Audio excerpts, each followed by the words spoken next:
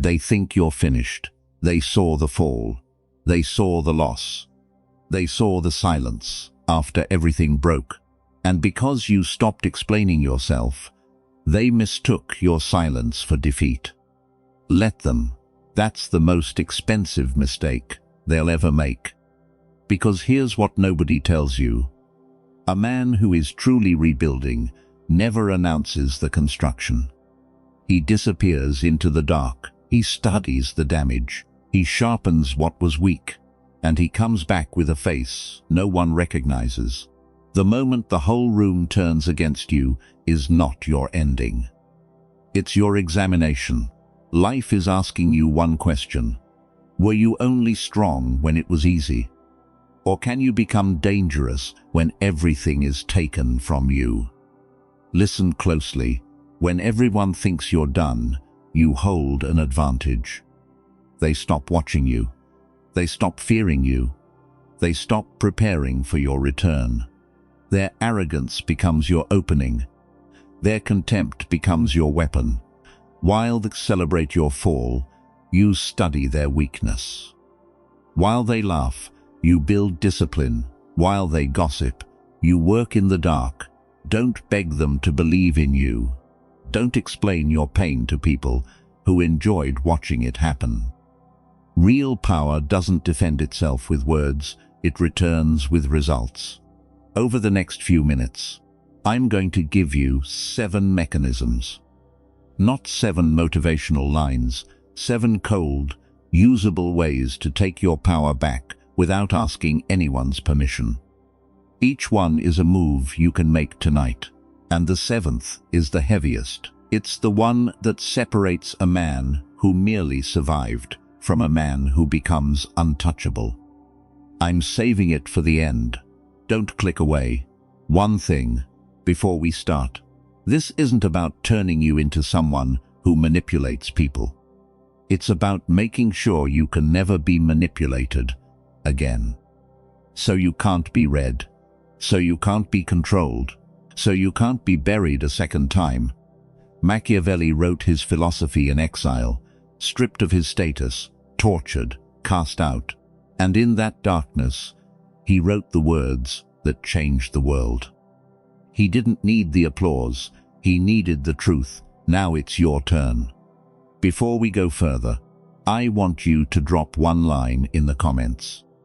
I build in the dark. Write it like a warning to your old self, the version they thought they'd already buried. The first move is this: disappear before you return. Most people do the opposite. They fall, and then they talk about the fall. They explain themselves to this person. They justify themselves to that one. They post their sadness online. They tell their comeback plan to anyone who'll listen. They think they're gathering support. They're actually handing out a map to their own weakness. They tell people what they're afraid of. They tell people what they're missing. They tell people their next move. And every one of those sentences is a bullet they load into someone else's gun. Here's the mechanism. Every time you talk about how you're coming back, you release the pressure before the engine even starts. You're asking the world for permission. You're asking, is it okay if I become this? A man rebuilding real power doesn't ask. He builds. Let me give you a scene. You walk into a gathering. An old acquaintance spots you, eyes lighting up with that curiosity, laced with pity. They ask, "So what are you up to these days?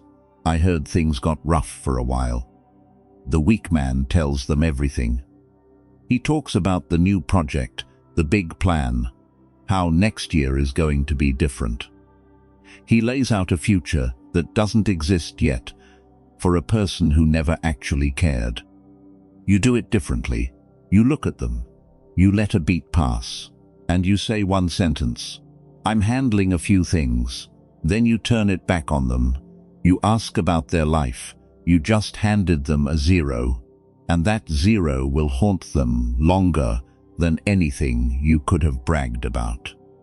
Picture disappearing for 6 months. No announcements, no explanations, just the work. The gym, the business, the mind. You cut the noise. You cut the cheap dopamine. You cut the people who only love you when you still have something to give. And then you come back, but you don't come back the same. You come back sharper, heavier. People feel the difference without being able to name it. They see it in the way you stand. They hear it in the way you no longer rush to speak. They feel it in the fact that you don't need their attention anymore. And that unsettles them because your silence reminds them of their own lack of focus. Your move tonight: pick one person you're still trying to prove something to. And stop updating them. Stop explaining. Let the empty space do the work. But disappearing is only the camouflage. The truly dangerous part is learning to turn their contempt itself into a weapon. And that's the next one, the second move. Let their contempt become your cover. When the whole world thinks you're finished, you've got an edge most men never see. They stop studying you. They stop fearing you. They stop preparing for your return. Their arrogance is the gap you walk through. Machiavelli said, "You must be a fox to recognize the traps, and a lion to frighten the wolves." This is the fox. An enemy who underestimates you drops his guard. He talks too freely. He reveals too much. He prepares too little. That is your advantage. Here's the scene. You walk back into a room with someone who once laughed at you. A meeting, an old crew, a table at a bar. He looks at you and decides you're harmless now. So he talks in front of you like you don't exist. He lets slip what he's worried about. He shows off his next move. He hands you his own weak spot without realizing it. The old you would want to react, to prove you're not done, to correct his picture of you right there on the spot. Don't. You sit still. You keep your face blank. You memorize everything he just gave away, and you don't let him know you heard a thing. A wise man never corrects an enemy who's comfortable with a false assumption. While they laugh, you learn how they think. While they gossip about you, you build the discipline they don't have. While they enjoy their certainty, you become the consequence of their miscalculation. There's a deep flaw in proud people. The moment they decide you're beneath them, they stop watching you. Their pride blinds them. Their mockery relaxes them. Their certainty makes them lazy. So don't try to look strong before you are strong. Don't try to look healed before you've healed. That hunger to be recognized makes a man reckless. It makes him announce his plans too early, trust the applause too fast, and mistake attention for progress. Your move tonight. The next someone underestimates you, don't rush to correct them. Watch instead. Ask one quiet question in your head. What does his contempt make him reveal? They think they're watching you crumble. They don't know you're reading them. But to read another man, you have to do something harder. You have to lock down your own emotions. That's the third move, Cut the reaction. Become the man no one can predict. As long as you react easily, you're easy to predict. They know you'll get angry. They know you'll explain. They know that if they push hard enough, you'll fold. You're simple to control because your buttons are out in the open. Here's the mechanism. The moment your enemy can predict your emotions, he can predict your moves. And the moment he can predict your moves, he beats you before you even stand up. Your emotional swings are the leash they use to walk you. Cut the leash, and their hand closes on empty air. Here's the scene.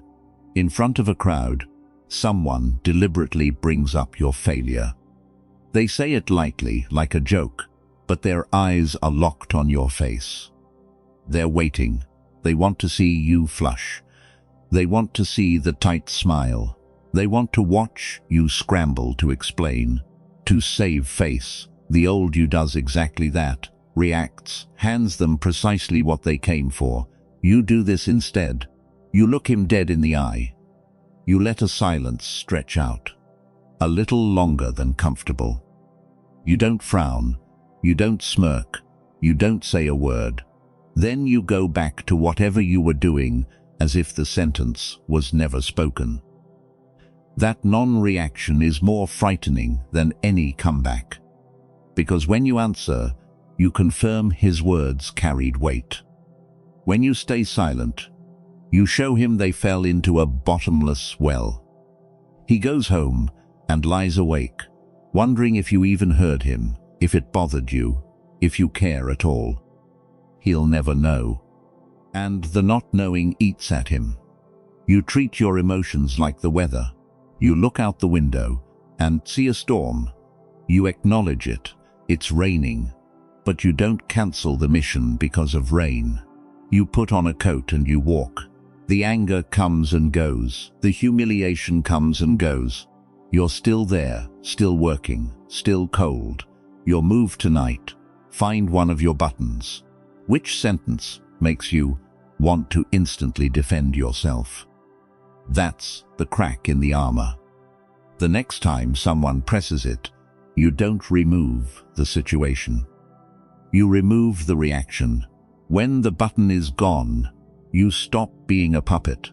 But there's something still living in your house, and it's more dangerous than any enemy outside. It's what you've been tolerating. That's the fourth move. But before that, let me stop and ask you something. Most men won't answer honestly. The truth is, most of the people who call themselves your supporters only respect you while you still have something to give. When you fell, they vanished. Do you agree, or do you think I'm wrong? Write your answer in the comments. And name the type of person who walked out exactly when you needed them most. Don't use real names. Just name the kind. The fourth move. Run a ruthless audit on everything you tolerated. The cruelest mistake you can make after a fall is trying to come back as the same man who collapsed. That version already proved its limits. That version trusted too fast, talked too much, reacted too emotionally, let too many people in too deep. Here's the mechanism. Reputation is smoke if the character is weak. Image is useless if the discipline is gone. You can't paste credibility back onto a rotten foundation. So before you rebuild your image, you rebuild your nature. And what destroyed you wasn't only what they did, it was what you allowed. Here's the scene, and this time the scene is just you. You sit down with a sheet of paper. You write down the 5 people you spend the most time with. The 5 you still text, still see, still let take up space in your head. Then you put one cold question next to each name. Where was this person when I fell? A few of those names are going to hurt when you write the answer. Good. That's the clarity you've been dodging for months. Then you do the same with your habits. How does your morning actually start? How long does the phone sit in your hand before you do anything that matters? What do you tell yourself to feel okay about a day that went nowhere? You look at your habits without mercy. You look at your circle without nostalgia. You look at your excuses without going soft. Some people were never blessings. They were tests wearing a familiar face. And when you failed to see them clearly, life corrected your vision through pain. Don't hate that pain, use it. Pain is expensive tuition, and only a fool pays the price without learning the lesson. From today, every betrayal has to sharpen your judgment.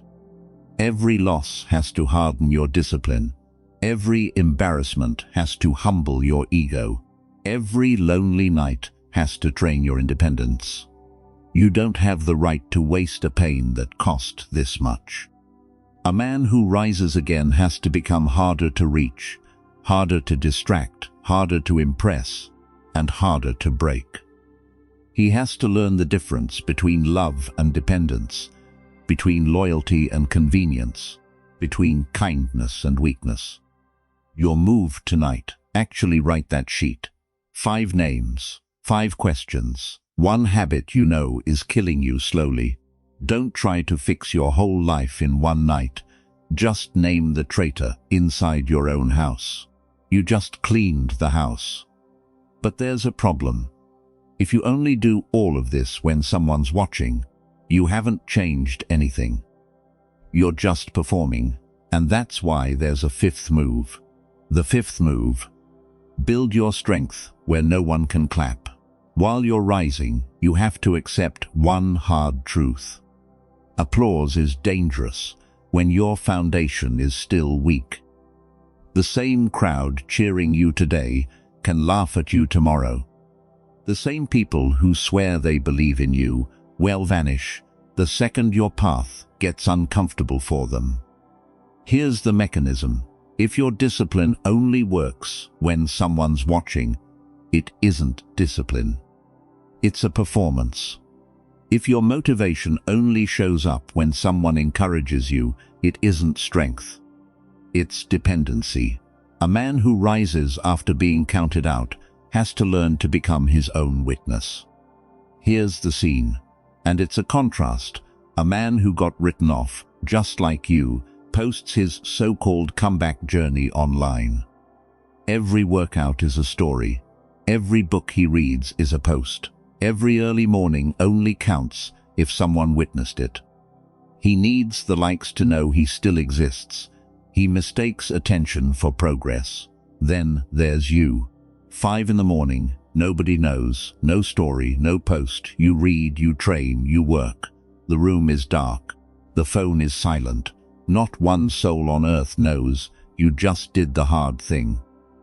And you did it anyway. Because here's what dark psychology understands that most people don't. Most men quit the moment they feel invisible. They need validation to keep moving.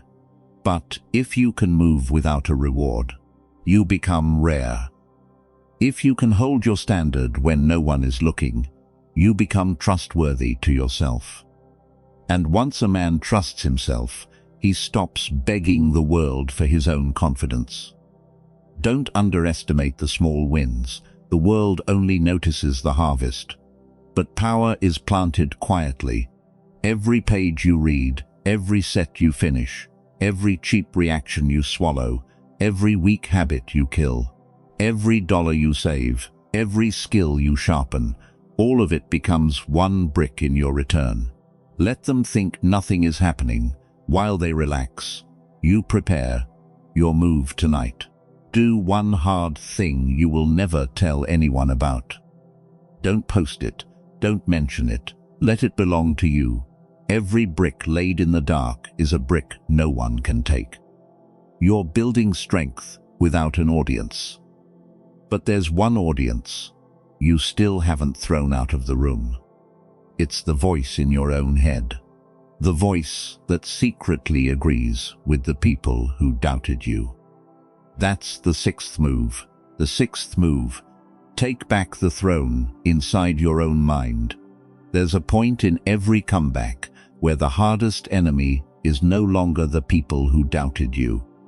It's the voice inside you that quietly agrees with them. The whisper that says, maybe they were right. Maybe you really are finished. Maybe the best part of your life already passed you by. Here's the mechanism. Power begins in perception, but the first perception you have to conquer is your own perception of yourself.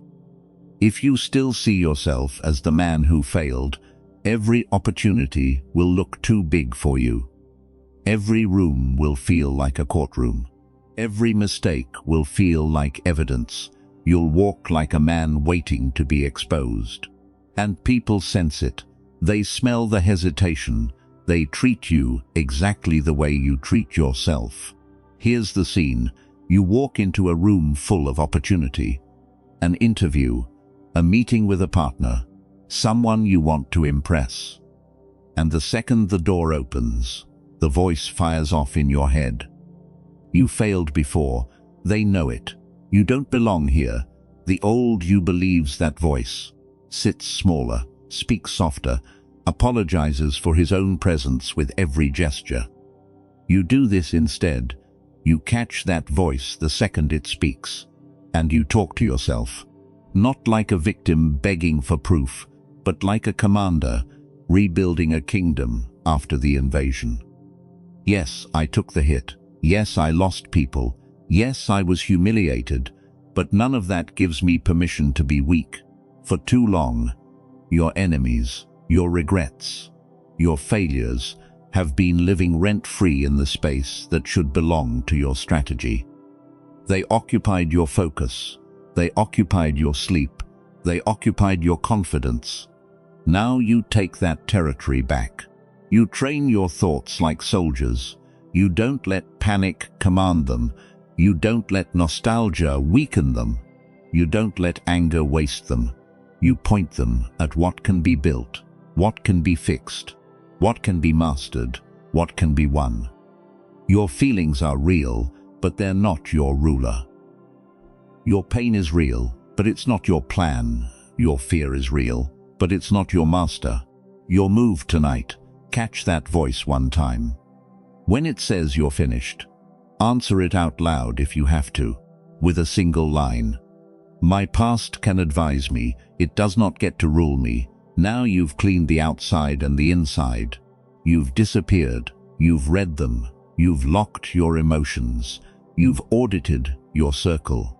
You've built in the dark, you've reclaimed your mind. There's only one question left. How do you come back? And this is the heaviest move of all. The seventh move, return with evidence, not emotion. This is the root. It's the one that separates a man who merely survived from a man who becomes untouchable. And it cuts directly against everything your emotions want to do. When it's time to rise, don't come back with anger in your mouth. Come back with evidence in your hands. The world doesn't respect pain until pain becomes proof. It doesn't care how much you suffered, how many nights you stayed awake, how many people betrayed you. It only respects what you became after the suffering. Here's the mechanism, and it's the subtlest trap of all. You think you want to come back to prove them wrong. But if you return to make them feel guilty, part of you still needs their reaction. That's still dependency. A truly powerful man doesn't rise to make others feel bad. He rises because staying down would be an insult to his own potential. Here's the scene, and it's your final test. Your results start to show. The body's stronger, the mind's calmer, a skill is sharper, a new income comes in. And right on cue, the same people who ignored your pain come looking for your strength. They act like they always believed in you. They speak in soft voices. They pretend the past was never serious. The one who walked out texts again, like nothing happened. The old you would wait for exactly this moment, to deliver the perfect line, to make them admit they were wrong, to finally be acknowledged. You do this instead. You let the results speak, and you let your boundaries protect the man who's speaking. Forgiveness doesn't mean access. Peace doesn't mean permission. You don't reopen every door that once let damage walk into your life. You give a polite nod. You don't explain how you did it, and you keep walking. They can mock your dream, but they can't mock your discipline. They can question your past, but they can't question your transformation. They can remember your lowest moment, but they can't stop your next result from standing in front of them like a wall. You don't chase respect. You create the conditions where disrespect becomes hard. You don't demand loyalty. You become so valuable that betrayal becomes their loss, not yours. You don't argue with the people who counted you out. You count your actions until they add up to a life they can't explain. This is the art of rising again: quiet accumulation, silent correction, private discipline, public evidence. But be careful. When the results start showing, the very people who ignored your pain will try to come back for your power. Don't let loneliness invite the old poison back in. Don't let nostalgia confuse you. Don't let a little temporary attention seduce you into forgetting the permanent lesson. Your comeback is sacred because it was expensive. You paid for it with nights no one saw, with pain no one understood, with discipline no one applauded, and with silence no one respected. So guard it. And when they finally realize you weren't finished, when they finally see that the man they buried grew stronger in the dark, don't smile too much. Don't explain too much. Don't celebrate in their direction. Just keep walking, because the greatest revenge isn't making them watch you rise. The greatest victory is becoming so focused on your mission that their opinion no longer has a seat in your mind. So here they are, all 7, one last time. Disappear before you return. Let their contempt become your cover. Cut the reaction and become the man no one can predict. Run a ruthless audit on what you tolerated. Build your strength where no one can clap.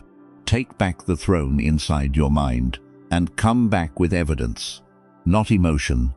These 7 moves just happened in your brain over the last few minutes. You can't go back to not knowing them.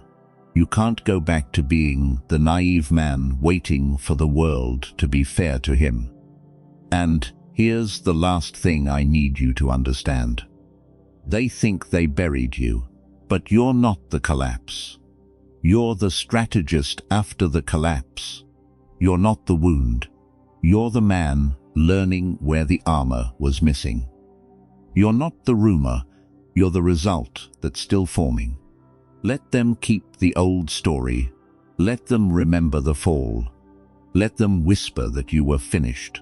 Their words no longer command your identity. Your mission does. If this reached the part of you that's still fighting, drop that line one more time. I build in the dark. Write it. Not for me, for yourself. So that every time weakness calls your name, you remember that the man they counted out became the man they could no longer control. And if you made it this far, you're one of us now. Subscribe, because the man they buried is about to step out of the dark. The next video is where he learns to never fall again. I'll see you there.